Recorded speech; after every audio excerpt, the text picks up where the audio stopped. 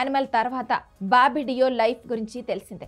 అప్పటికి డియోల్ ఫ్యామిలీ హీరోలకు కొన్నేళ్లుగా బ్యాడ్ టైం రన్ అవుతుంది. సూపర్ స్టార్లుగా పేరున్న అన్నతమ్ముళ్ళు ఎవరు సినీ పరిశ్రమలో రాణించడం లేదు.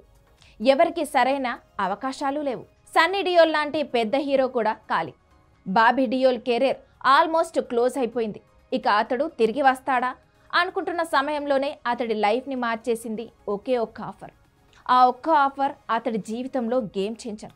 ఆ సినిమా ఏంటో, ఆ దర్శకుడు ఎవరో ఇప్పుడు దర్శకుడు బాబీ అలియాస్ రవీంద్ర కొల్లి చెప్పిన సంగతులు ఆసక్తిని కలిగిస్తున్నాయి. బాబీ డియోల్ ఒకే ఒక్క తెలుగువాడు నా జీవితాన్ని మార్చాడు బాబీ అని నాతో అన్నాడని డియోల్ అని చెప్పారు. దర్శకుడు బాబీ ఓ చాటింగ్ సెషన్లో మాట్లాడుతూ యానిమా తర్వాత అతడి లైఫ్ మారిపోయింది.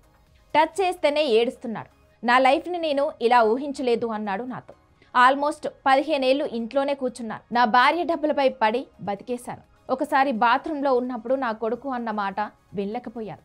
ఇక నాన్న పని చేయడా అమ్మా అని నా కొడుకు అడిగాడట. నిజానికి వాడు ఏదీ చూడలేదు. వాళ్ళ నాన్న సూపర్ స్టార్ ఒకప్పుడు.